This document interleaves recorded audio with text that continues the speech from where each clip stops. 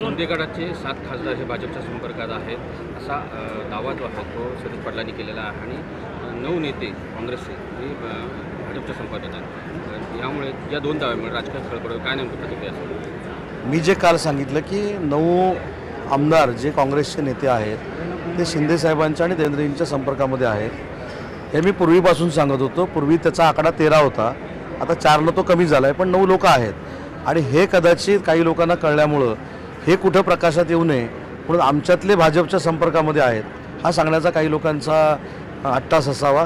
आमचं कोणी कोणाच्या संपर्कामध्ये नाही।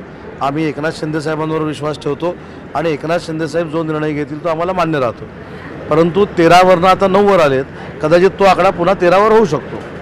बच्चू कडूंना या ठिकाणी आजच्या सभेचं निमंत्रण नव्हतं, त्यामुळे बच्चू कडूंना आजच्या महायुतीच्या पत्रकार परिषदेचं निमंत्रण नव्हतं एका ठिकाणी येण्यासंदर्भात, तेव्हा त्यांनी नाराजी व्यक्त केलेली पाहायला मिळते बच्चू कडू। मला माहीत नाही त्याच्याबद्दलचं काय, परंतु बच्चूभाऊ हे आमचे घटक पक्षातील आहेत, माझे देखील अतिशय जवळचे सहकारी आहेत। त्यांचा जर काही गैरसमज झाला असेल मी स्वतः दूर करेन, मुख्यमंत्री महोदय त्यांच्याशी बोलतील, परंतु बच्चूभाऊंना डावलून कुठं काही करावं असं महायुतीचं कोणाचंही म्हणणं नाही। बच्चूभाऊ आमचे अतिशय जवळचे सहकारी आहेत, त्यांना सोबत घेऊनच आम्ही पुढे जाणार आहोत। महानंद प्रकल्प गुजरात राज्यात या ठिकाणी जातो, या अनुषंगानं महाविकास आघाडीचे प्रत्येक घटक पक्ष जे आहेत ते टीका करताना पाहायला मिळते सरकारवरती आणि उद्योग खात्यावरती, काय प्रतिक्रिया असेल?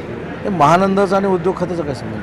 नाही सॉरी, उद्योग खात्यामध्ये एकंदरीत सरकारवरती टीका करताना पाहायला मिळते। नाही, परवा ती पाणबुडी कुठंतरी काहीतरी झालं त्याच्यावरनं देखील उद्योग खात्यावर टीका झाली। मला असं वाटतं की माझं उद्योग खातं एवढं प्रकाश झोतामध्ये आहे, महाराष्ट्रामध्ये कुठेही खूट जरी झालं तर ते उद्योग खात्यामुळे होतं आहे हे जे विरोधक सांगतात, त्याच्यामुळे आमचं विभाग जो आहे, आमचं खातं जे आहे हे चांगल्या पद्धतीनं चाललं आहे असं मला वाटतं।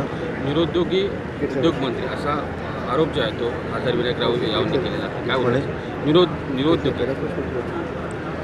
मी कोणावर बोलावं याला पण काही मर्यादा आहे। ज्यांना माझ्या मतदारसंघातनं मी 70,000चं मताधिक्य दिलं ते जर माझ्यावर टीका करत असेल त्याच्यावर काय बोलावं, सोडून द्यायचे विषय। पुण्याच्या आळंदीतून वाहणारी इंद्रायणी नदी जी आहे ती दूषित झालेली आहे। पिंपरी चिंचवड या भागातून जे कंपन्यांचं पाणी जे आहे ते या भागात जाते असा आरोप तिथल्या ग्रामस्थांनी केलेला आहे आणि अनेक वेळा प्रयत्न करून देखील तिथला त्यांना न्याय मिळाला नाही। काय एक महत्त्वाची बाब त्याच्यामध्ये सांगतो की इंद्रायणी नदी जी आहे ती पूर्ण साफ करावी हा प्रस्ताव स्वतः मुख्यमंत्री महोदयांनी वारकऱ्यांशी चर्चा करून मला आदेश दिलेले होते। मी याच्यावर 3 बैठका घेतलेल्या आहेत। जवळजवळ 2.5 ते 3,000 कोटीचा हा प्रकल्प आहे, त्याच्यासाठी PMC आम्ही नेमलेला आहे। इंद्रायणी नदी ही फक्त पिंपरी चिंचवडमध्ये जा अशातला भाग नाही, लोणावळ्यापासून ती सुरू होते आणि अशा अनेक शहरांमधून ती जाते। त्याच्यामुळं पुणा प्राधिकरण असेल, पिंपरी चिंचवड महानगरपालिका असेल आणि MIDC असेल असं संयुक्त प्रकल्प आम्ही राबवतो आहे, ज्याची किंमत जवळजवळ 2.5 ते 3,000 कोटी रुपये आहे आणि त्याचा PMC नेमला आहे। येत्या 3 ते 4 महिन्यामध्ये आचारसंहिता संपल्यानंतर त्याचा टेंडर देखील होईल, पण हा 3 वर्षाचा प्रकल्प आहे। सतीश पाटील प्रश्न येतो, त्यांनी असं म्हटलं की एक पत्र दिले शिंदेगडातल्या खासदारांनी 7 खासदारांनी की त्यांनी भाजपच्या चिन्हावरती यावी लढवावी की तिकडे जावं म्हणून। मला असं वाटतं की जिथं निवडणूक आयोगाकडे खोट्या सह्या मारून आमच्या दिल्या जातात, बरोबर आहे की नाही, त्यांचा वाढणं गुण काही लोकांना लागला असेल, खोट्या सह्या मारून दिला असेल। माझी ज्यावेळी सुनावणी झाली हे माझी खोटी सही व्हीप स्वीकारल्याची देखील तिथं होतं।